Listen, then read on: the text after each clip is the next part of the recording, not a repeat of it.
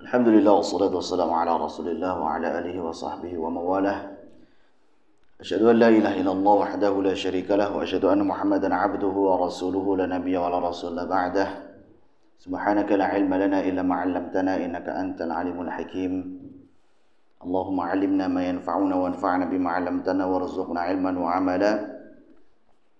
Rabbana zidna 'ilman nafi'an wa rizqan thayyiban wa 'amalan mutaqabbalan wa lisanan dzakiran wa qalban khashi'an. Allahumma inna na'udzubika min 'ilmin la yanfa' wa min qalbin la yakhsha' wa min nafsin la tashba' wa min da'watin la yustajabu laha. Ikhwani fid din wa akhwati fillah rahimani wa rahimakumullah jami'an. Bapak-bapak dan ibu-ibu yang semoga dirahmati oleh Allah Subhanahu wa taala. Alhamdulillah, pada pagi hari ini Allah Subhanahu wa taala masih memberikan kesempatan kepada kita untuk berkumpul di masjid yang insyaallah diberkahi oleh Allah Subhanahu wa taala ini dalam rangka talabul ilmi syar'i. Kita menuntut ilmu agama, mendengarkan firman Allah Subhanahu wa taala dan juga sabda Nabi Muhammad sallallahu alaihi wasallam dalam kondisi masih beragama Islam. Alhamdulillah, di atas keimanan kita diberikan kesehatan oleh Allah Subhanahu wa taala dan juga kita diberikan taufik, kemudahan oleh Allah Subhanahu wa taala di dalam menjalankan ibadah-ibadah tersebut. Maka selayaknya kita bersyukur kepada Allah Subhanahu wa taala atas nikmat yang agung ini. Kemudian kita bersalawat kepada Muhammad sallallahu alaihi wasallam, kepada keluarga beliau, sahabat-sahabat beliau dan seluruh pengikut beliau yang senantiasa istiqamah mengikuti sunnah-sunnah beliau hingga akhir zaman. Kaum muslimin dan muslimat yang semoga dirahmati oleh Allah Subhanahu wa taala, insyaallah kajian kita pada pagi hari ini melanjutkan tafsir juz amma dan alhamdulillah kita sudah sampai pada surah Al-Ma'un. Surah Al-Ma'un adalah surah yang ke-107. Surah ini menurut jumhur ulama adalah surah Makkiyah. Ya, ayatnya pendek-pendek dan termasuk daripada surah yang diturunkan sebelum Nabi SAW hijrah. Ini menurut jumhur. Sebagaimana penuturan daripada Ibnu Athaillah di dalam tafsirnya Al-Bahrul Muhit. Hanya saja sebagian ulama ada juga yang berpendapat bahwa surah ini termasuk daripada surah Madaniyah. Mengingat surah ini berisi tentang syariat salat dan kita tahu bahwasanya syariat salat itu turun mendekati Rasulullah SAW hijrah ke Madinah. Apalagi ini diturunkan berkaitan dengan orang-orang munafikin, di mana mereka itu salat tetapi lalai dari salatnya dan mereka salat akan tetapi mereka riya. Ini pendapat daripada al-Imam atau sahabat Ibnu Abbas dan juga Imam Qatadah. Ibnu Abbas mufassir dari kalangan sahabat, Qatadah mufassir dari golongan tabi'in. Sebagian lagi seperti Hibatullah al-Mufassir mengatakan bahwasanya surah ini sebagiannya turun di Mekah, sebagiannya turun di Madinah. Bagian awalnya dari ayat pertama sampai dengan ayat yang ketiga itu turun di Makkah sebelum Nabi SAW hijrah. Adapun dari mulai fawailul lil musallin sampai akhir itu turunnya di Madinah. Wallahu a'lam bishawab. Ala kulli hal, terkadang memang ada ayat maupun surat yang turun itu dua kali. Jadi pernah turun di Makkah kemudian turun lagi di Madinah karena suatu hikmah. Adapun nama surah ini yang paling masyhur namanya surah Al-Ma'un. Al-Ma'un artinya barang yang berharga, barang yang berguna. Diambil daripada ayat yang terakhir yaitu wa yamna'unal ma'un. Jadi al-ma'un artinya barang yang berguna. Nama lainnya juga dia adalah surah At-Takdzib. At-Takdzib diambil daripada ara'aital ladzi yukadzibu, kadzdzaba yukadzibu takdziban. At-Takdzib artinya pendustaan. Nama lainnya pula adalah surah Ara'aita. Diambil daripada kata yang pertama dalam surah ini, surah Ara'aita. Sebagian lagi kita dapati nama lain surah ini adalah Al-Yatim. Diambil daripada kata Al-Yatim. Fadzalika alladzi yad'u'ul yatim. Dan yang terakhir adalah surah Ad-Din. Diambil daripada Ara'aital ladzi yukadzibu bid-din. Memang ada surat-surat yang namanya itu lebih daripada satu. Jumlahnya ada 7 ayat. Adapun sebab turunnya, para ulama ketika kita teliti di dalam kitab-kitab tafsir, maka terdapat 6 pendapat surah ini turun berdasarkan siapa. Jadi yang pertama, Ibnu Abbas berpendapat bahwasanya surah ini turun berdasarkan peristiwa Abdullah bin Ubay bin Salul. Ini gembongnya kaum munafikin. Maka Ibnu Abbas tadi berpendapat ini surah Madaniyah karena ini peristiwanya adalah terkait dengan orang-orang munafikin. Ini Abdullah bin Ubay bin Salul al-Munafiq, gembongnya kaum munafikin. Yang kedua, Imam Ad-Dhahhak berpendapat bahwasanya ini turun berkaitan dengan Amr bin Aid. Amr bin Aid. Kemudian As-Suddi, ini semua mufassir ya. As-Suddi ini juga mufassir dari kalangan At-Tabi'in. Maka beliau berpendapat bahwasanya surah ini turun berkaitan dengan Al-Walid bin Al-Mughirah. Al-Walid bin Al-Mughirah ini bapaknya Khalid bin Walid. Ya, dia gembongnya kaum kafir Quraisy. Jadi As-Suddi berpendapat ini turun masih di Makkah berkaitan dengan kafir Quraisy. Al-Walid bin Al-Mughirah anaknya namanya Khalid bin Walid, di mana Khalid bin Walid ini adalah panglima kaum muslimin yang dia tidak pernah kalah di dalam setiap peperangannya, mau saat sudah beragama Islam ataupun sebelum masuk ke agama Islam, selalu menang. Bahkan di perang Uhud pun demikian.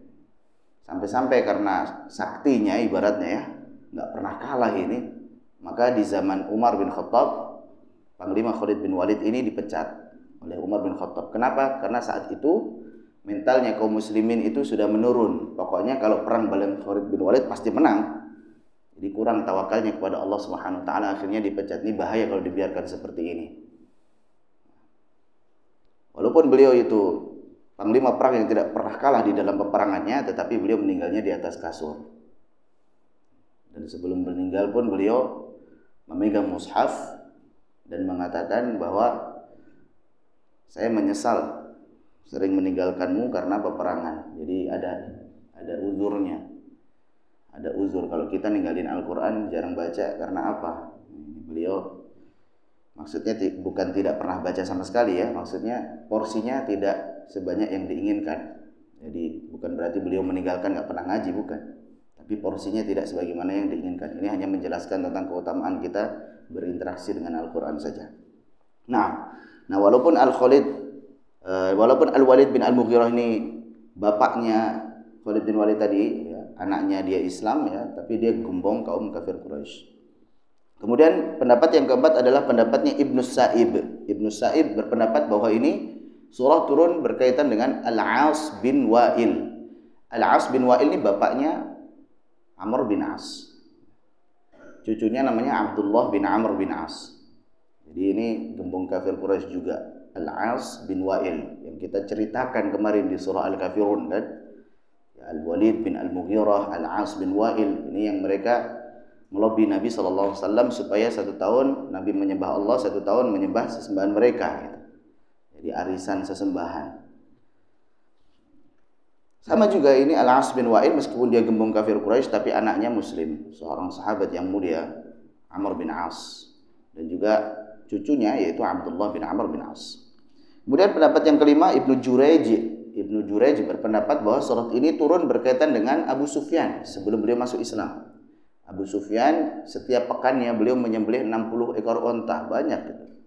Meskipun beliau menyembelih banyak ekor unta, tetapi beliau menghardik anak yatim. Kalau anak yatim minta enggak dikasih. Ya doa itu menolak dengan keras. Ini sebelum beliau masuk Islam. Jadi Abu Sufyan sebelum masuk Islam setiap pekannya menyembelih 60 ekor unta, tetapi bersamaan dengan itu dia menghardik anak yatim. Yang terakhir, yang keenam adalah pendapat daripada Imam Al-Mawardi bahwa surah ini turun berkaitan dengan Abu Jahal. Jadi Amr bin Hisham, Abu Jahal. Ala kulli hal, meskipun sebabnya itu banyak menurut pendapat para ulama, akan tetapi lafadznya pun umum. Jadi di sini tidak disebutkan ara'aita Aba Jahlin misalkan, atau ara'aita Al-Walid bin Al-Mughirah misalkan, tapi ara'aita alladzi yukadzibu bid-din. Tidakkah engkau melihat orang yang mendustakan ad-din? Nah, berarti di sini al-ibratu bi umumil lafzi. Ibrahnya adalah dengan umumnya lafaz. siapapun yang punya karakter seperti ini nanti masuk ke sini walaupun sebabnya khusus. La bi khususis sabab, bukan dengan khususnya sebab. Jadi di dalam usul tafsir ada kaidah al-ibratu bi umumil lafzi. Ibrahnya, pelajarannya adalah berdasarkan umumnya lafaz. Lafaznya umum di sini. Siapapun ya, yang masuk pada karakter yang disebutkan di sini, maka bisa jadi dia masuk. Meskipun sebabnya tadi khusus. Sebabnya terkait orang-orang tertentu yang sudah disebutkan tadi. Nah, baik, sekarang kita masuk kepada tafsir ayat yang pertama. Sebelum kita masuk pada tafsir, ya alangkah baiknya kita baca terlebih dahulu. Anak akan bacakan, silahkan diikuti. A'udzu billahi minasy syaithanir rajim. Silakan.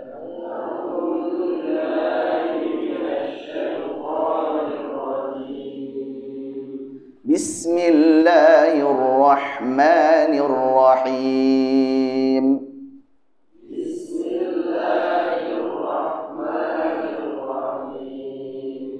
أرأيت الذي يكذب بالدين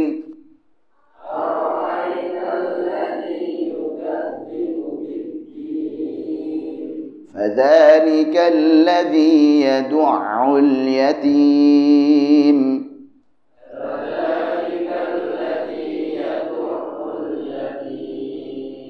ولا يحض على طعام المسكين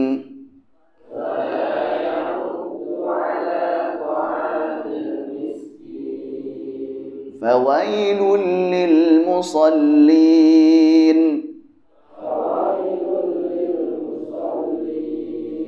الذين هم عن صلاتهم ساهون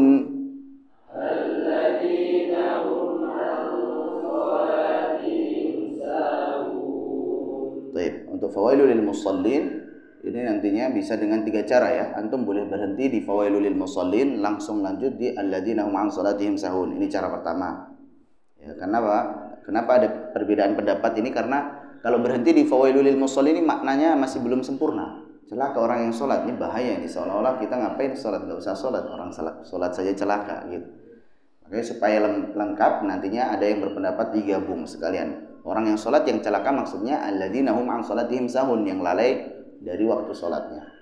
Ini cara pertama, boleh berhenti fawailul lil musallin karena setiap akhir ayat memang boleh berhenti walaupun maknanya belum sempurna. Jelas ya? Ini cara berhenti pertama. Cara yang kedua, cara bacanya adalah boleh berhenti di fawailul lil musallin tapi harus ngulang lagi. Fawailul lil musallin, baru ulang lagi. Fawailul lil musallin alladzina hum an salatihim sahun. Baik. Jadi nanti kalau dalam ilmu wakaf dan ibtidah ibaratnya namanya wakaf hasan. Wakaf hasan itu kalau dia di tengah ayat dia boleh berhenti di situ tapi ngulang dari sebelumnya. Nggak boleh langsung lanjut dari kata setelahnya. Maka hukumnya sebagaimana wakaf hasan di tengah ayat. Walaupun ini akhir ayat karena maknanya belum sempurna, dihukumi seperti wakaf hasan di tengah ayat. Jadi boleh berhenti di situ tapi ulang dari sebelumnya. Cara yang ketiga adalah disambung semuanya, nggak boleh berhenti sama sekali supaya maknanya itu lengkap. Fawailul lil musallin alladzina hum an salatihim sahun. Jadi ada 3 cara ini, 3-tiganya boleh. Silakan antum pilih yang lebih mudah. Kalau ana biasanya ngambil cara yang ketiga supaya lebih aman, bahwa maknanya supaya lengkap ya kita sambung semuanya. Walaupun cara pertama, cara kedua itu juga boleh. Wallahu a'lam bishawab. Kita baca lagi. Fawailul lil musallin alladzina hum an salatihim sahun. Fawailul lil musallin alladzina hum an salatihim sahun. Alladzina hum yura'un.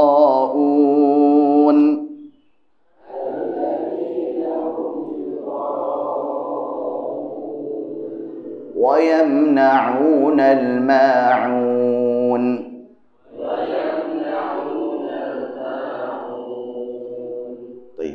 Pada ayat yang pertama Allah Subhanahu wa taala berfirman, "Ara'aita alladzi yukadzibu biddin." Ara'aita, tidakkah engkau melihat atau tidakkah engkau tahu? Tahukah engkau atau melihatkah engkau gitu ya? alladzi, orang yang yukadzibu, mendustakan, biddin. Ad-din di sini nanti artinya bisa agama, bisa hari kiamat. Jadi tahukah engkau siapa itu orang yang mendustakan agama atau hari kiamat? Jadi bisa dua makna. Ad-din bisa dua makna. Kalau kita perhatikan ayat yang pertama di sini, Allah Subhanahu wa taala bertanya kepada Nabi Muhammad sallallahu alaihi wasallam. Biasanya kalau orang itu tanya, itu bisa jadi pertama dia ingin tahu. Tadinya nggak tahu, jadi ingin tahu. Tapi kalau Allah nggak mungkin nggak tahu. Ya. Ada orang misalkan tanya sesuatu, ini rumahnya di mana ya? Pengen tahu memang. Jadi pertanyaan itu bisa jadi karena pengen tahu. Yang kedua, ingin mengajarkan. Antum tahu nggak ini? Oh, anak nggak tahu. Baru antum ajarkan dia. Oh, ini nggak boleh. Oh, ini boleh dan sebagainya. Jadi yang kedua, nanya untuk mengajarkan. Yang ketiga, nanya untuk menunjukkan bahwasanya ini suatu yang besar, suatu yang agung. Contoh, antum nggak tahu ini siapa? Antum jangan macam-macam, ini orang besar ini. Gitu. Padahal dia juga sebenarnya tahu juga barangkali. Jadi untuk menunjukkan sesuatu ini suatu yang besar, perkara yang besar. Baik. Yang keempat, orang tanya bisa jadi karena takjub. Ya, udah tahu dia sebenarnya, tapi untuk menunjukkan keheranan, takjub. Ini antum semua ini yang makan nih, Masya Allah. Dia tahu sebenarnya, tapi kok bisa ya, habis ya? Atau kita nanya ke anak kita, ini kamu semua yang lakuin nih, berantakin semua. Heran bener nih. Tahu sebenarnya dia kalau anaknya yang berantakin. Ini namanya litta'ajub. Jadi pertanyaan itu ada beberapa macam. Nah, di sini Allah Subhanahu wa taala sebenarnya bisa saja langsung memberikan pengkhabaran.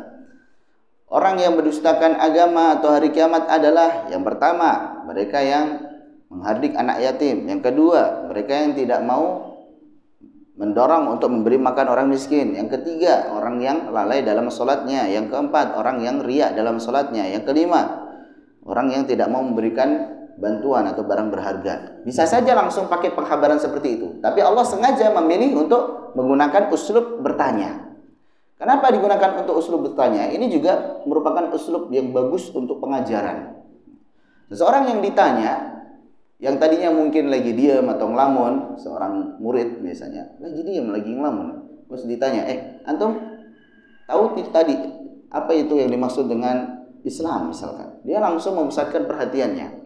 Tapi kalau di Islam adalah ini, ya bisa jadi dia ngelamun. Tapi ketika ditanya, orang langsung memfokuskan perhatiannya. Kalau dia tahu dia jawab, kalau nggak tahu dia bilang nggak tahu. Akhirnya saat dia tidak tahu tersebut, momen kita untuk mengajarkan. Ini sering Rasulullah menggunakan uslub ini. Contoh misalkan, ya Mu'ad, atadri ma haqqullah 'alal 'ibad wa haqqul 'ibad 'ala Allah. Wahai Mu'ad, tahukah engkau apa itu hak Allah atas hamba dan hak hamba atas Allah? Nabi tanya di situ. Bisa saja Nabi langsung ngabarin hak Allah atas hamba adalah ini. Hak hamba atas Allah adalah ini. Tapi beliau tanya dulu. Supaya apa? Supaya orang itu fokus. Di situ momen, kalau orang fokus, maka insya Allah pengajaran yang kita berikan lebih cepat masuk. Jadi disitulah kenapa Allah SWT di sini memakai uslub pertanyaan. Dan mengabarkan bahwasanya ini suatu yang besar nih. Gak main-main. Orang yang mendustakan ad-din, orang yang mendustakan agama atau hari akhir, ini suatu yang besar. Nah, berikutnya, yukadzibu itu mendustakan, yukadzibu bi itu satu paket ya. Kalau dalam bahasa Arab itu kadzdzaba yukadzibu bi. Jadi bukan diartikan bi-nya ini dengan, tapi langsung yukadzibu biddin, maksudnya mendustakan agama atau hari kiamat. Jadi sudah satu paket. Ad-din tadi kita artikan bahwa dia memiliki dua makna. Ad-din diartikan dengan agama. Ad-din diartikan dengan agama, sebagaimana dinul Islam, agama Islam gitu ya. Dan ad-din juga bisa diartikan sebagai hari pembalasan, hari kiamat. Seperti firman Allah, Maliki yaumiddin.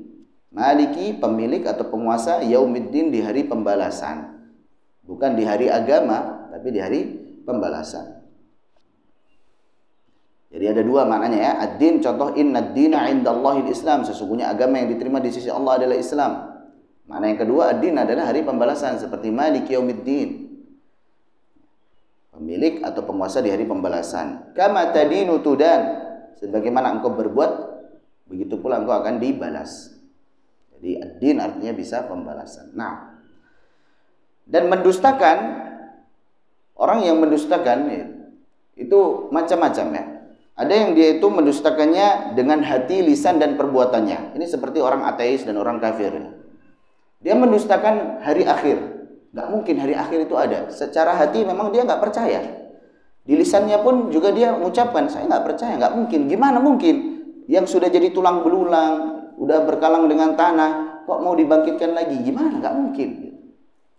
Perbuatannya pun juga mencerminkan dia nggak percaya hari akhir, semaunya sendiri berbuat di dunia ini seolah-olah dia tidak percaya bahwasanya nanti memang akan dibangkitkan dan dimintai pertanggungjawaban. Ini namanya apa? Mendustakannya dengan hati, lisan, dan juga perbuatan. Seperti orang ateis, dia tidak percaya adanya Tuhan, dia tidak percaya nanti akan ada hari pembalasan. Sudah hidup sekali saja, maka kita nikmati hidup ini. Sama juga dengan orang-orang kafir. Ini yang pertama. Jenis yang kedua adalah dia lisannya beriman. Lisannya sebenarnya tahu kalau ini benar. Tahu kalau ada hari pembalasan. Hanya saja hatinya mendustakan. Hatinya dia mendustakan. Jadi lisannya dia mengatakan saya beriman, saya percaya, tapi sebenarnya hatinya mendustakan. Nggak mungkin nih, sebenarnya saya nggak percaya. Ini seperti orang-orang munafikin. Orang-orang munafik, dia lisannya mengaku beriman. Dia lisannya mengaku percaya, dia masuk ke Islam. Akan tetapi hatinya sebenarnya dia menyimpan kekafiran. Nggak mungkin. Dia masuk ke Islam bisa jadi karena takut dengan jumlahnya orang Islam, atau pengen merusak agama Islam dari dalam, musuh dalam selimut. Dia ingin mengelabui orang-orang Islam. Tetapi Allah Subhanahu wa taala balas mereka, makar mereka. Dan orang-orang munafikin ini juga mereka salat tapi malas-malasan salatnya. Mereka salat tetapi riya, dan mereka tidak berzikir kepada Allah kecuali sedikit. Innal munafiqina yukhadi'una Allah wa huwa khadi'uhum. Orang munafik mereka pengen menipu Allah, padahal Allah balas tipu daya mereka. Wa idza qamu ila sholati qamu kusala. Kalau mereka itu berdiri untuk salat, mereka salatnya malas-malasan. Jangan disangka orang munafik enggak salat, mereka salat. Hanya saja salatnya malas-malasan. Yura'unan nas. Udah begitu mereka riya. Nah, maka surat ini yang bagian akhir menggambarkan orang-orang munafik ini.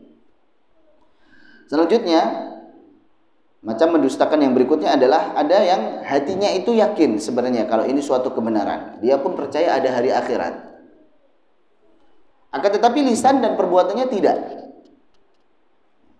Nggak yakin saya ada hari akhirat. Tapi hatinya sebenarnya yakin. Ini seperti Fir'aun dan bala tentaranya. Fir'aun itu sebenarnya tahu bahwasanya Musa ini benar. Apa yang dibawa Musa ini benar. Hanya saja karena zulman wa uluwa, karena kezaliman dan juga rasa tinggi, rasa sombong, maka dia menolak kebenaran. Masa saya mau percaya sama orang rendahan seperti ini? Waliyadzubillah. Gengsi dong. Saya raja. Wajahadu biha wastaiqanatha anfusuhum zulman wa uluwa. Wajahadu biha. Mereka mendustakan Musa. Wastaiqanatha anfusuhum. Padahal sebenarnya jiwa mereka, hati mereka itu yakin, tahu bahwasanya Musa ini benar. Kenapa mereka itu mendustakan? Zulman wa uluwa, karena sering berbuat zalim, dan juga uluwa karena merasa tinggi, menolak kebenaran. Maka itu sombongan itu bahaya. Karena dengan kesombongan tersebut meremehkan manusia dan menolak kebenaran. Al-kibru batarul haq wa ghamtun nas. Kesombongan itu meremehkan manusia dan juga menolak kebenaran. Jadi itu tadi macam-macam daripada mendustakan hari akhir. Yang terakhir adalah hati dan lisannya mengatakan iman. Hati dan lisannya mengatakan iman. Ya, dia percaya dengan iman, percaya dengan hari akhir. Hanya saja perbuatannya tidak mencerminkan bahwasanya dia itu beriman. Ya, dia yakin ada hari akhir ada. Ya. Lisannya juga mengakui ada kok hari akhir, nanti kita dibangkitkan lagi. Tapi perbuatannya tidak mencerminkan dia itu percaya hari akhir. Seolah-olah kayak dia tidak percaya gitu, karena perbuatannya bertolak belakang dengan apa yang dia ucapkan dan apa yang dia yakini. Nah, ini banyak ya. Banyak orang-orang yang dia itu KTP-nya Islam tapi nggak mau sholat, nggak mau zakat, nggak mau puasa. Nah, ini seolah-olah kayak nggak percaya nih hari akhir. Tapi kalau ditanya, percaya nggak nanti hari kiamat? Ya percaya gitu. Percaya nggak nanti kita dibangkitkan lagi? Percaya gitu. Dalam hati percaya dia, lisannya juga mengatakan percaya, tapi perbuatannya tidak mencerminkan percaya. Sama juga dengan orang-orang murji'ah. Orang-orang murji'ah ini dia mengatakan bahwasanya iman kita tidak akan goyah. tidak terpengaruh dengan amalan. Yang penting sudah yakin, sudah selesai. Saya yang penting yakin saja. Nggak usah sholat lah, yang penting yakin aja. Kan sholat itu buat iling saja. Kalau kita iling, walaupun nggak sholat nggak apa-apa. Nah, ini juga salah. Dia mengatakan iman, dia meyakini iman, akan tetapi perbuatannya tidak mencerminkan keimanan tersebut. Nah, ini macam-macam daripada mendustakan hari akhir. Ala kulli hal, jika seseorang dia meyakini akan adanya hari akhir, dan ini yang ayat pertama ini adalah itsbatul yaumil qiyamah. Itsbatu yaumil qiyamah. Ini penetapan adanya hari kiamat, akan adanya hari pembalasan, akan dihisab amalan kita, akan dibalas dengan ganjaran kebaikan jika kita berbuat baik, dengan ganjaran keburukan jika kita berbuat buruk. Jadi penetapan akan adanya hari akhir. Yang kedua, faedahnya adalah orang yang dia beriman dengan hari akhir pasti akan melahirkan potensi-potensi kebaikan. Dia akan baik dengan sesamanya dan juga akan bagus sholatnya. Ya, antum perhatikan di sini. Orang yang dia mendustakan hari akhir, yang pertama dia tidak bagus dengan sesamanya. Sama anak yatim tidak sayang. Sama orang miskin pun juga tidak mengasihi. Sholatnya juga apa? Malas-malasan dan juga riya. Adapun sholat pun riya, pengen dilihat. Maka itu berpengaruh. Keimanan kepada hari akhir akan berpengaruh terhadap akhlak seseorang. Itu faedah yang kedua.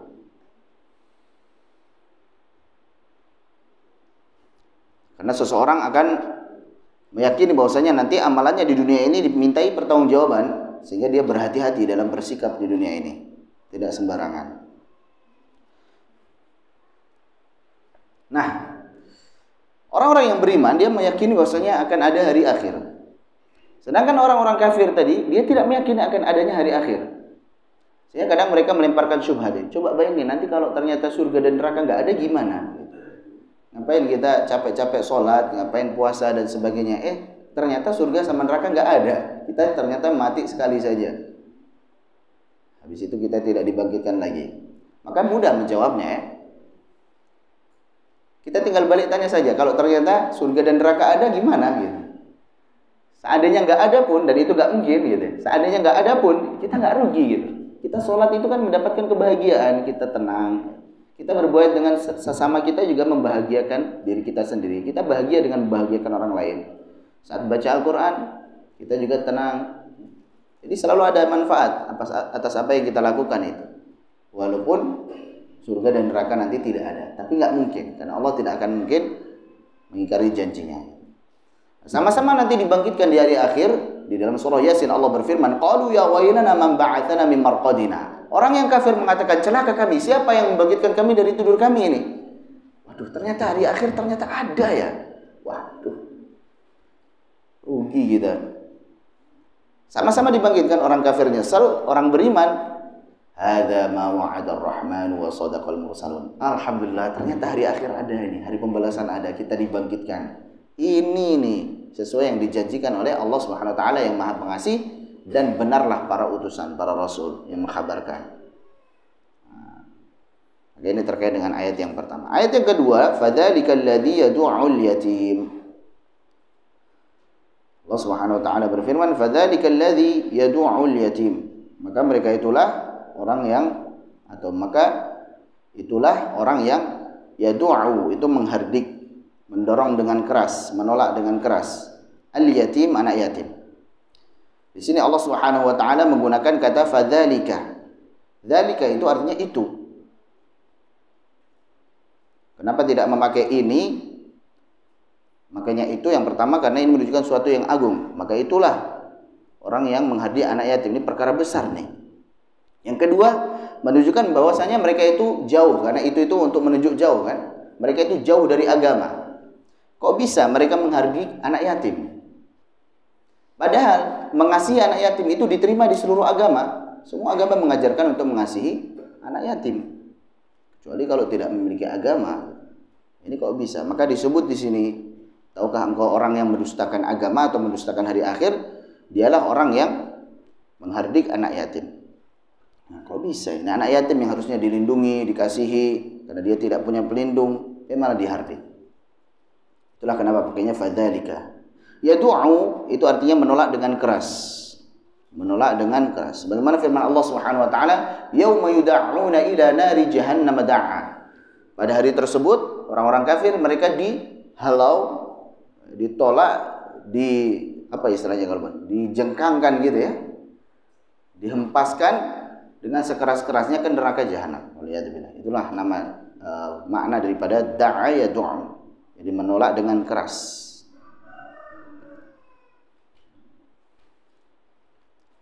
Adapun yatim di sini ada yatim yang maknanya hakiki, ada yang majazi. Ada yang yatim beneran, yaitu yang meninggal oleh bapaknya sedangkan dia masih belum baligh. Itu anak yatim. Yang ditinggal oleh bapaknya padahal dia belum baligh. Ada pendapat lain yang mengatakan bahwasanya orang yatim, anak yatim adalah meskipun dia itu sudah baligh tapi sebelum dia itu mampu untuk menafkahi dirinya sendiri, maka dia masih cocok disebut sebagai anak yatim. Misalkan sekarang dulu kan baligh itu rata-rata SMP atau bahkan SD sudah ihtilam anak sekarang itu. Sudah mimpi basah. Jadi itu sudah baligh.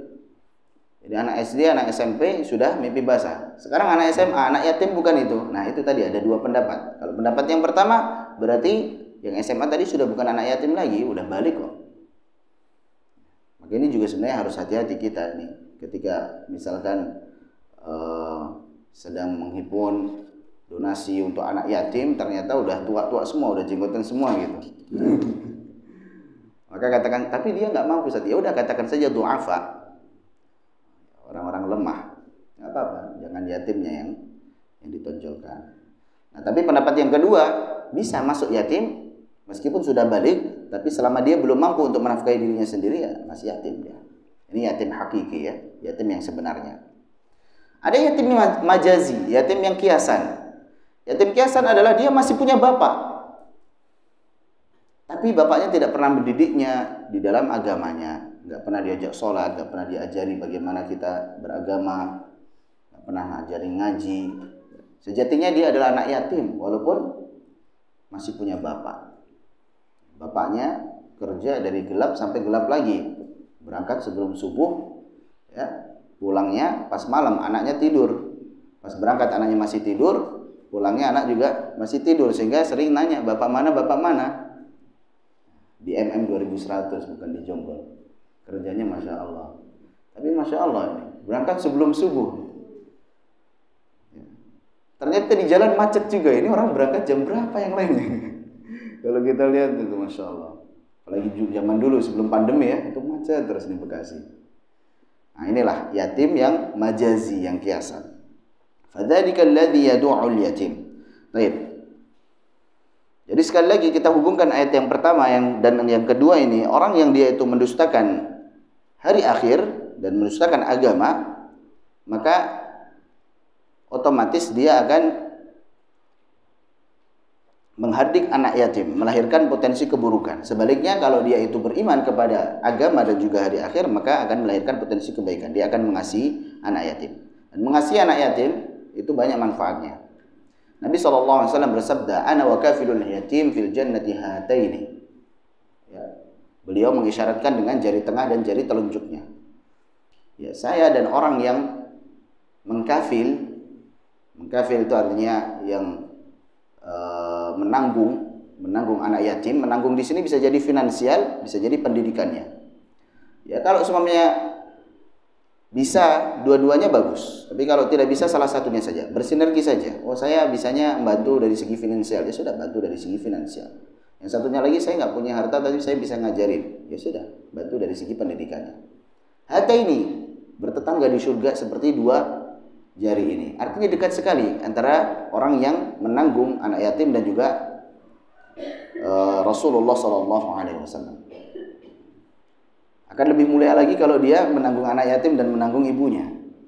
Jadi ini lebih mendapatkan dua keutamaan, yatim dan juga janda. Menanggung ibunya belum tentu harus menikahinya, ya. Artinya dibantu juga gitu. Kalau bisa menikahinya ya silakan, tapi kalau tidak dibantu juga. Jadi dapat dua keutamaan sekaligus. Anak yatimnya dibantu dan juga jandanya dibantu. Nah, apalagi kalau anak yatimnya itu ternyata lagi belajar, Masya Allah keutamaannya tambah lagi. Ini al-jam'u bainal husnayain, sudah yatim masih belajar di pesantren misalkan, Masya Allah, ini pahalanya lebih besar. Suatu ketika ada satu kakak yang bertemu dengan Rasulullah SAW mengadukan tentang adiknya. Jadi kakaknya ini mengadu kepada Rasulullah SAW, ya Rasulullah, ini adik saya duduk di majelismu, sedangkan saya ini kerja capek, saya biayain dia, yang menghidupi dia, saya kirim dia uang supaya bisa duduk di majelismu, ya, karena duduk di majelis juga kan harus makan dan sebagainya, dikirimin uang oleh kakaknya tersebut. Maka apa jawab Rasulullah SAW? La'allaka turzaqu bih. Bisa jadi kamu selama ini dapat rezeki, kemudian kamu beri ke adikmu itu karena apa? Karena adikmu, gitu. Karena kamu bantu dia untuk belajar. Maka ini kalau kita membantu anak yatim, apalagi yang lagi masih belajar, maka ini keutamaannya double. Keutamaan anak yatim dan keutamaan belajar. Dan pasti akan dilancarkan rezeki kita. Rasulullah SAW, la'allaka turzaqu bih. Ya, bisa jadi kamu selama ini alhamdulillah bisa ngirimin duit itu karena emang sebab dia, emang rezekinya dia gitu. Lewat kamu gitu. Masyaallah. Baik, fadzalika alladhi yad'u al-yatim wa la yahuddu 'ala ta'amil miskin. Kedua, selain dia menghardik anak yatim adalah wala yahuddu 'ala ta'amil miskin, dan dia tidak mendorong, wala yahuddu artinya dan dia tidak mendorong, hadda yahuddu mendorong, mengajak, 'ala ta'amil miskin untuk memberi makan orang miskin. Ini maksudnya adalah orang yang dia itu tidak mampu, sudah tidak memberi, nggak ngajak orang lain juga untuk memberi orang miskin. Paling tidak kalau dia tidak mampu, jangan menghardik anak yatim, dan minimal sekali apa? Ajak orang lain yang mampu untuk memberi makan orang miskin. Wala yahuddu 'ala ta'amil miskin. Dan memberi makan orang miskin, Masya Allah. Sama juga Rasulullah SAW, beliau bersabda, abghuni du'afa. Ya, datangkan kepada saya orang-orang lemah dari golongan kalian. Kenapa? Innama tunsaruna wa turzaquna bi du'afaikum. Hanya saja kalian itu ditolong dan juga diberikan rezeki dengan orang-orang lemah di antara kalian. Ya, Masya Allah.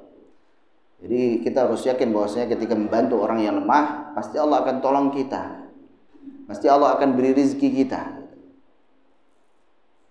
Dan itu kita rasakan ya, Masya Allah ya. Jadi kita rasakan. Alhamdulillah, jadi ketika kita mendidik anak-anak yang masih yatim, anak-anak yang du'afa, padahal kalau hitung matematikanya saja, ini santri semuanya yang mampu kalau membayar, ataupun yang yatim dan du'afa ini kalau membayar, itu nggak akan mampu untuk menutupi kebutuhan pesantren. Nggak akan mampu itu. Kebutuhan pesantren misalkan sekian juta, ternyata kalau dikalkulasikan ini semua santri kalau semuanya bayar saja itu nggak akan mampu untuk menutupi kebutuhan pesantren. Tapi karena kita tadinya mendidik anak yatim dan juga orang-orang yang lemah, anak-anak du'afa, akhirnya Allah tolong dan pasti ketutup aja, alhamdulillah, bahkan ada sisanya. Jadi kalau hitungan matematikanya nggak masuk gitu, tapi kok ya cukup ya, alhamdulillah, maka insya Allah itu ditolong oleh Allah Subhanahu Wa Taala. Beda halnya kalau orang yang udah nggak nerima yatim, nggak nerima du'afa, semuanya reguler, gitu. Mau mahal sekalipun kurang terus kayaknya. Masya Allah. Jadi inilah yang manfaatnya. Allah tolong kita, Allah berikan rezeki kepada kita, sejatinya itu rezeki mereka lewat perantara kita. Nah, baik. Jadi di sini kalau kita hubungkan, ada di surah Al-Fajr, Allah Subhanahu wa taala berfirman, "Fa ammal insanu idza mabtalahu rabbuhu fa akramahu wa na'amahu fa yaqulu rabbi akraman." Adapun manusia tatkala Allah Subhanahu wa taala berikan dia rezeki, diluaskan rezekinya, Allah muliakan dia dengan diberikan rezeki tersebut, maka dia mengatakan bahwasanya Tuhanku, Rabbku telah memuliakanku. Sedangkan sebaliknya, wa amma idza mabtalahu faqadara alaihi rizqahu fayaqulu rabbi ahanan. Kalau Allah uji dia, disempitkan rezekinya, kurang rezekinya dia mengatakan bahwasanya Tuhanku telah menghinakanku.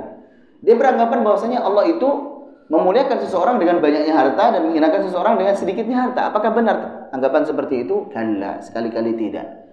Bal la tukrimunal yatim. Sampai kalau kalian diluaskan rezekinya pun kalian tidak menyantuni anak yatim, tidak memuliakan anak yatim. Wala tahadduna 'ala ta'amil miskin, dan juga kalian tidak mengajak orang lain untuk memberi makan orang miskin. Wa ta'kuluna at-turatha aklan lamma wa tuhibbuna al-mala hubban jama, kalian mencintai harta cinta mati terhadap harta berlebihan. Ini juga berhubungan. Jadi ayat di dalam Al-Quran antara satu surah dengan surah yang lain itu saling menafsirkan. Bedanya kalau di surah Al-Ma'un ini dia lafadznya mufrad, satu orang tadi, fadzalikal ladzi yad'ul yatim wa la yahuddu 'ala ta'amil miskin. Kalau di surah Al-Fajr jama' dia. Bal la tukrimunal yatim. Kalian. Kalau di sini dia dan kalian. Berarti ibrahnya apa? Ibrahnya adalah karakternya, bukan siapanya, tetapi karakternya. Siapapun yang kena dengan karakter itu, maka dia termasuk di dalamnya. Fawailul lil musallin. Baik, kita lanjutkan pada ayat yang keempat. Allah berfirman, maka celakalah orang yang salat. Maka tadi kita sudah sampaikan ya, lebih bagus kita sambung supaya artinya lengkap. Maka celakalah orang yang salat, yaitu orang yang mengakhirkan dari waktunya, yang lalai dari waktunya. Baik, wail itu artinya adalah celaka. Sebagian ahli tafsir mengartikan wail ini adalah lembah di neraka jahanam atau jurang di neraka jahanam. Sebagian lagi mengartikan wail ya nama neraka. Ala kulli hal, ini wail itu kecelakaan atau lembah di neraka jahanam, jurang di neraka jahanam atau neraka wail itu sendiri, intinya ini sesuatu yang buruk. Fawailul lil musallin, masyaallah. Inilah pentingnya kita belajar bahasa Arab ya. Jangan sampai ada orang orientalis, dan itu sudah terjadi zaman dahulu di Indonesia ini. Dia masuk Islam tapi untuk merusak Islam. Dia jago bahasa Arab, dia lebih pintar tentang Islam daripada orang Islam itu sendiri, tapi tujuannya merusak Islam. Dia katakan bahwasanya ngapain sholat? Orang sholat saja celaka. Ini ada dalilnya ini. Nih baca terjemahannya ada ini. Celaka orang yang sholat. Jadi nggak usah sholat, ngapain sholat? Oh iya juga ya. Akhirnya orang yang nggak tahu bahasa Arab, nggak tahu selanjutnya ini apa ya sudah, nurut-nurut saja. Nah, ini penting juga kita belajar bahasa Arab. Ada lanjutannya, orang yang celaka yang sholat tersebut adalah yang dia itu lalai dari waktu sholatnya. Baik, masya Allah. Yang menarik di sini, alhamdulillah, Allah Subhanahu wa taala berfirman-Nya, alladzina hum an salatihim sahun. Bukan alladzina hum fi salatihim. Pakainya an salatihim. An artinya adalah dari, kalau fi di dalam. Allah tidak berfirman celaka orang yang lalai dalam sholatnya. Sekarang pertanyaannya, siapa di antara kita yang tidak pernah lalai saat kita sholat? Semuanya pasti pernah lalai. Hatta Rasulullah pun pernah lalai, pernah lupa, sehingga ada syariat sujud sahwi. Lupa Rasulullah. Seandainya ini fi sholatihim sahun, Rasulullah juga kena. Alhamdulillahnya memang Allah berfirman alladzina hum an sholatihim sahun. Saat ditanya oleh Sa'ad bin Abi Waqqas, siapa itu yang dimaksud dengan alladzina hum an salatihim sahun? Maka Nabi sallallahu alaihi wasallam menjawab, humul ladzina yuakhiruna an waqtiha. Mereka itu adalah orang yang mengakhirkan salat tersebut dari waktunya. Yuridu sallallahu alaihi wasallam ta'khiru tarkin wa ihmalin, yaitu mengakhirkan karena meninggalkan ataupun karena sengaja, karena meremehkan. Tapi kalau seumpamanya keluar dari waktunya itu atau mengakhirkan dari waktunya itu karena uzur, seperti capek misalkan, ketiduran misalkan, atau lagi sakit misalkan, maka itu uzur, tidak mengapa insyaallah. Tapi kalau sengaja dia bangun, ntar lagi lah, sholat asar masih jam 4, nanti aja lah, akhirnya jam 5, nanti aja lah, udah setengah 6, nanti aja, jam 6 kurang baru dia seperti orang matok ayam, matok cepat, sholat aman katanya, masya Allah. Gimana mau aman ya? Bahkan terkadang ada orang yang dia mengatakan, saya sholatnya emang ikhlasnya waktu sholatnya jam segitu gitu. jadi kalau sholat jam segitu itu sholatnya ikhlas katanya.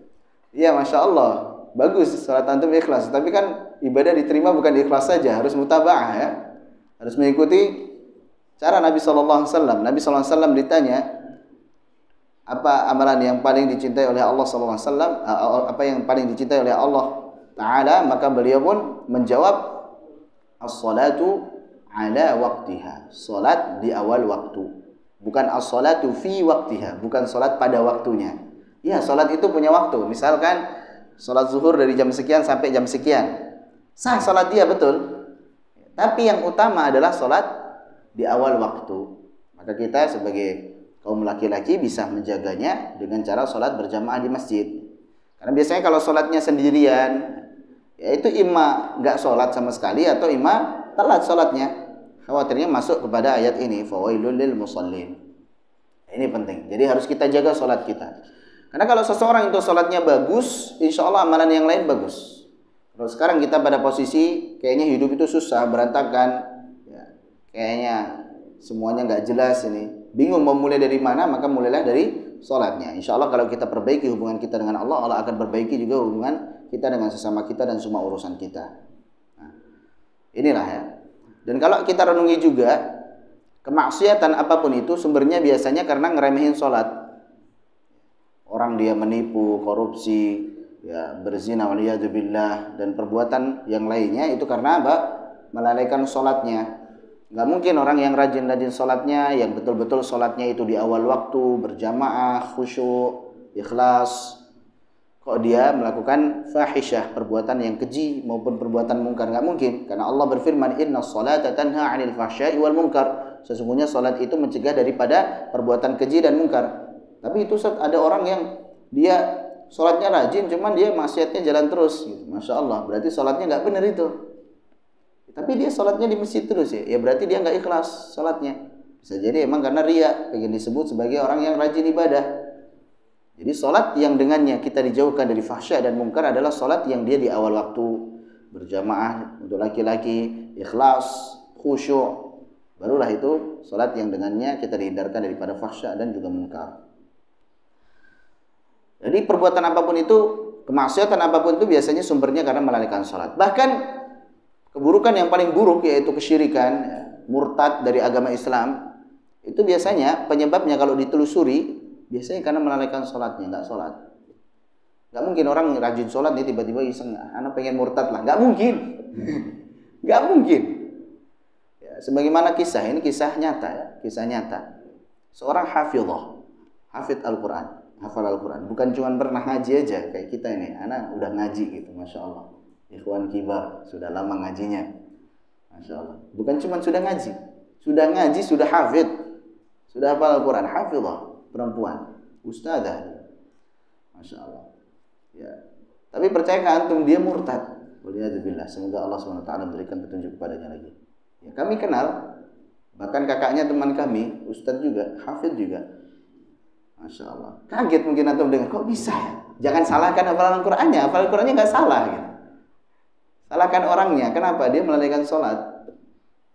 Oh berarti kalau gitu nggak usah hafal Al-Qur'an. Enggak, yang hafal Al-Qur'an aja bisa kayak gitu, apalagi nggak hafal Al-Qur'an. Jadi nggak ada yang aman kita itu daripada makar, daripada maksiat, nggak ada. Apakah kita merasa aman? Nggak bisa, kita di zaman fitnah. Pagi orang beriman, sore kafir. Sore beriman, pagi bisa kafir. Namanya hidayah. Nah, jadi kronologinya itu ternyata saat ibunya meninggal, orang yang dia cintai itu meninggal, sedih, kemudian akhirnya berlarut-larut dalam kesedihannya, akhirnya mager, akhirnya malas sholat, sholatnya telat-telat, kemudian kadang sholatnya satu hari cuma 3 kali, lama-lama nggak sholat sama sekali, lama-lama yang berjilbab, kemudian pakai cadar, akhirnya lama-lama dibuka, pas banget ketemu dengan orang non muslim, ya, akhirnya jatuh cinta, sudah akhirnya ya udah lepas semuanya, nikah, pelihara anjing, pakaiannya yang tadinya tertutup tinggal segini, Masya Allah nggak pakai kerudung. Alhamdulillah. Ini semoga Allah tunjuki beliau hidayah dan kita semuanya, semoga Allah tetapkan di atas hidayah. Jadi nggak ada yang merasa aman, hati-hati. Itu sebabnya karena melalaikan sholat. Jadi sekali nggak mungkin orang yang rajin sholat ya, tiba-tiba murtad, itu nggak mungkin. Pasti ada sebabnya. Dan sebab biasanya utamanya adalah melalaikan sholat. Allah Subhanahu Wa Taala berfirman, "Fakhalafa min ba'dihim khalfun adha'u sholata wattaba'u syahwat." Maka Allah Subhanahu Wa Taala gantikan generasi setelah mereka itu generasi yang mereka itu melalaikan sholat, menyia-nyiakan sholat. Satu paket dengan wattaba'u syahwat, mengikuti syahwat, mengikuti hawa nafsu. Orang yang melalaikan sholat pasti satu paket dengan mengikuti hawa nafsu, kemaksiatan dia lakukan, sudah biasa. Akhirnya lama-lama ya murtad. Ini hati-hati, jangan dianggap remeh. Makanya kalau ada saudara-saudari kita, keluarga kita, bapak kita, paman kita, siapapun, masalah sholat itu masalah yang memang vital. Masalah vital, kita harus betul-betul jaga. Oke ya, tapi masih bandel, nggak apa-apa. Yang penting sebandel-bandelnya sholat aja. Nanti lama-lama juga sholatmu nanti akan memperbaiki akhlakmu. Jangan sampai ya, udah bandel nggak sholat juga akhirnya, Masya Allah, lama-lama murtad. Bahkan terkadang murtadnya tanpa sadar gitu, nggak sholat, lama-lama akhirnya ini sholat nggak wajib. Wah, hati-hati itu. Para ulama mengatakan kalau seumpamanya orang itu meninggalkan sholat karena tidak meyakini wajibnya sholat, pasti kafir dia, walaupun KTP-nya masih Islam. Sekali lagi, kalau dia ninggalin sholat dan dia berkeyakinan sholat itu nggak wajib, ngapain sholat? Nggak wajib sholat itu. Ini kan berarti menolak syariat Allah Subhanahu Wa Taala. Sholat itu wajib, maka dia kafir, sudah keluar dari Islam. Tapi kalau orang dia tidak sholat, masih meyakini wajibnya sholat, hanya saja kenapa antum nggak sholat? Ya karena malas, karena khilaf, ya, dan sebagainya. Maka para ulama berbeda pendapat. Yang pertama, mazhab Hambali, Imam Ahmad bin Hanbal berpendapat walaupun dia masih meyakini wajibnya sholat, tapi kalau dia tidak sholat dengan sengaja ya, bukan karena uzur, maka dia murtad. Ini keras untuk Imam Ahmad bin Hanbal, masalah ini keras. Kenapa? Beliau berdalil dengan firman Allah Subhanahu wa taala, "Fa in tabu wa aqamus salata wa atamuz zakata fa ikhwanukum fid din." Jika mereka itu bertobat dan mereka itu menegakkan salat serta membayar zakat, maka mereka adalah saudara kalian di dalam agama Islam. Berarti sebaliknya, kalau dia enggak salat, enggak tobat, enggak bayar zakat, berarti bukan saudara Islam kalian. Ini dalil daripada Imam Ahmad bin Hanbal. Kalau di dalam mazhab Syafi'i, orang yang dia itu tidak sholat dengan sengaja, walaupun masih meyakini wajibnya sholat, maka dia dihukum dengan hukuman mati. Jadi dihukum dengan hukuman mati. Ini keras juga. Kalau Imam Abu Hanifah, dia mengatakan bahwasanya orang yang dia itu tidak sholat, meninggalkan sholat, tapi masih meyakini wajibnya sholat, maka dia tetap masih agama Islam dan dia tidak dihukum mati. Kalau tadi Imam Syafi'i masih Islam, hanya saja apa? Dihukum mati. Ini dosa besar nih. Gitu. Jadi itulah tadi 3 pendapat para ulama terkait dengan hukum meninggalkan sholat bagi yang masih meyakini kewajiban sholat. Imam Ahmad bin Hanbal meyakini ini murtad, sebagaimana firman Allah tadi, fa in tabu wa aqamus sholata wa atuz zakata fa ikhwanukum fid din.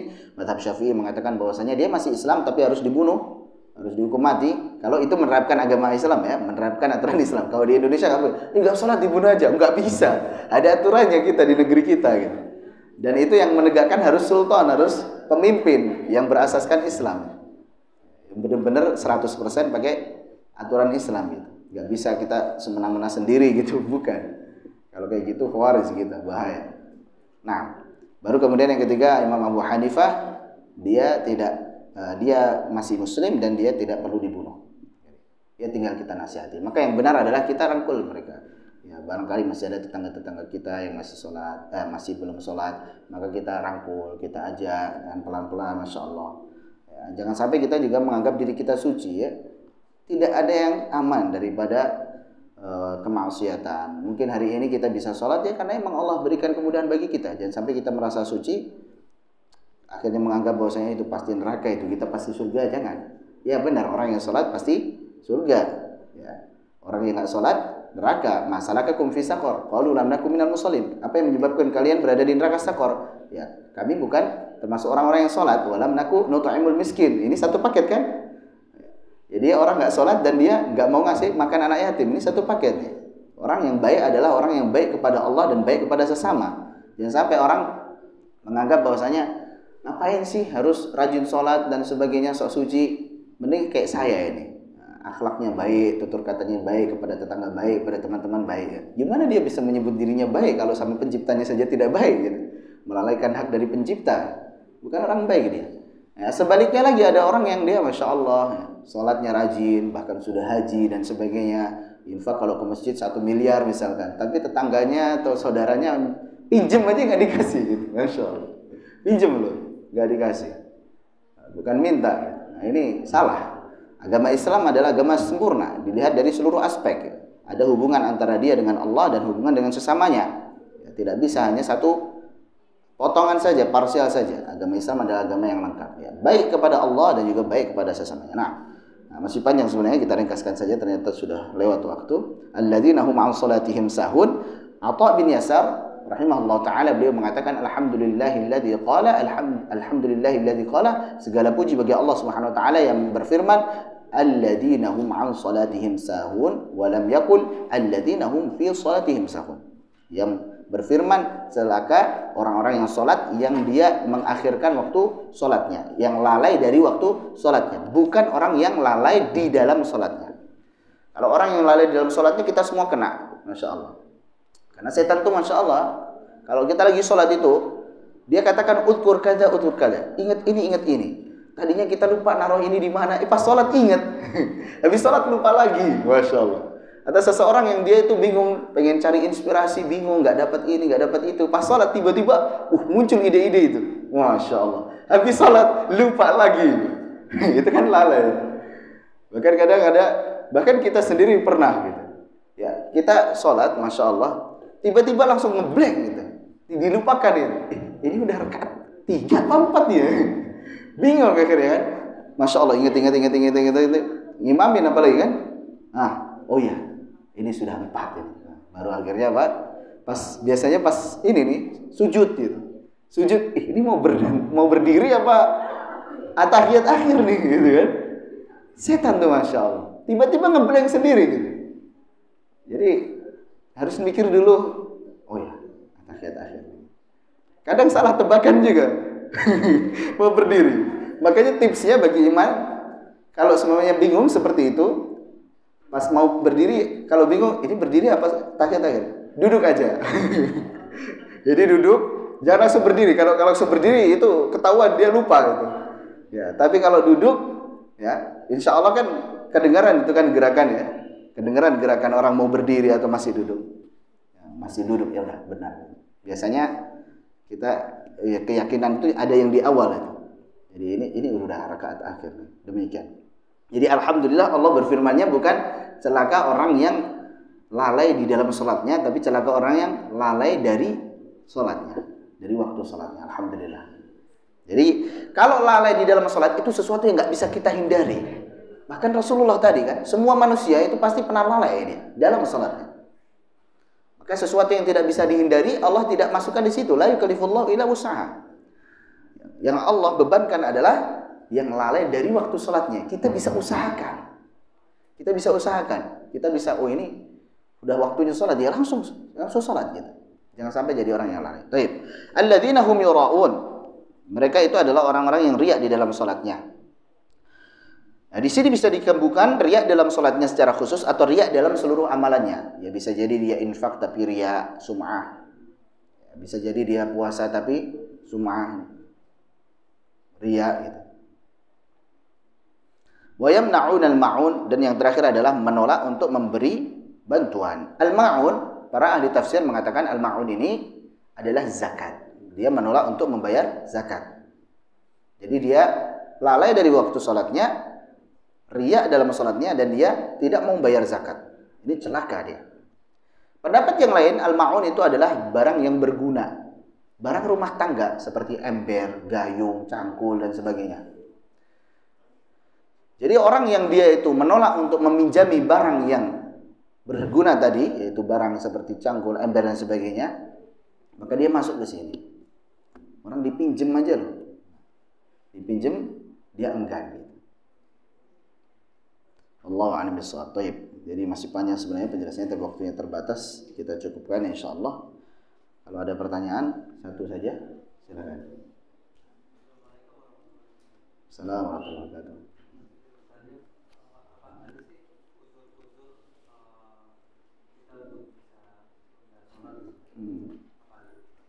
Untuk menunda salat. Ya. Nah. Baik. Jadi yang pertama kita harus tahu bahwasanya ada waktu sholat dan ada waktu utama untuk sholat. Jadi waktu sholat itu lebih luas. Waktu utama untuk sholat adalah di awal waktu. Ya, kalau antum maksudkan di sini adalah mengakhirkan sholat tapi masih di dalam waktunya, maka itu ada uzur-uzur tertentu. Ya, contoh misalkan ketika memang urgen sekali ya kita menyelesaikan sesuatu, dan itu tidak sering, tidak berturutan terus setiap hari seperti itu.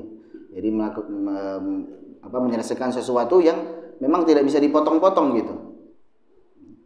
Apalah contohnya, misalkan melakukan sesuatu yang tidak bisa dipotong, maka kita bisa mengakhirkan ya dengan syarat memang kita sholatnya itu tetap jamaah. Mungkin bisa bareng dua orang dengan siapa. Maka itu uzur yang insya Allah masih bisa dimaafkan. Tapi kalau semuanya uzur yang di luar kehendak kita, ya seperti kita misalkan pingsan, itu uzur. Sampai waktu habis pun kita masih dimaafkan. Misalkan kita pingsan, ya, sekarang udah malam misalkan, kita tadi belum sholat maghrib, belum sholat isya, atau bahkan belum zuhur, asar, kan pingsan seharian, sakit gitu. Maka ini kita akan mendapatkan uzur. Jadi kita bisa sholat saat kita sadar atau tertidur. Tapi tidak setiap hari. Kalau emang tiap hari, Ustaz, anak tertidur nih subuhnya gitu. Tapi tiap hari itu berarti emang udah dablek gitu, kebiasaan. Jadi kalau momen aja gitu, kasuistik aja. Mungkin pas lagi capek sekali tertidur, maka pas bangun itu uzur daripada keluar dari waktu sholat. Maka dia sholat saat dia terbangun. Jadi yang pertama tadi sholat saat dia sadar ketika pingsan. Yang kedua sholat tatkala dia bangun dari tidurnya. Allah a'lam bishawab. Selain daripada itu sebenarnya nggak ada uzur lagi gitu. Apa? Sepenting apa sih urusan kita gitu? Menyempatkan waktu 5 sampai 10 menit saja. Nah, dijamak yang tadinya zuhur asar di waktunya masing-masing boleh dijamak takhir ataupun jamak takdim, didahulukan atau diakhirkan. Udah gitu didiskon jadi 2-2 gitu. Tadi jam 4 jadi 2. Dimudahkan. Ini kalau kita safar. Jadi safar atau saat perang, sholat khauf juga dipotong 2-2. Demikian. Jadi sudah dirukhsah. Dari awal sudah dirukhsah, kemudian saat itu pun sudah saat jadi 5 pun juga dirukhsah lagi. Bahkan saat sakit caranya pun bisa dirukhsah. Yang tadinya harusnya berdiri dengan ketentuan yang biasa kita lakukan, kalau sakit boleh duduk. Boleh duduk. Nggak mampu duduk, boleh tiduran. Yang penting sholat. Gitu. Tiduran nggak bisa gerak-gerak juga, dengan isyarat saja. Isyarat udah nggak bisa, ya udah berarti disolatin, udah mati itu. Isyarat pasti bisa gitu, isyarat. Udah nggak bisa gerak, ya sudah. Wallahu a'lam bishawab. Demikian. Cukup insyaallah ya. Kita tutup dengan doa kafaratul majelis. Subhanallah wa bihamdika asyhadu an la ilaha illa anta astaghfiruka wa atubu ilaik. Wassalamualaikum warahmatullahi wabarakatuh.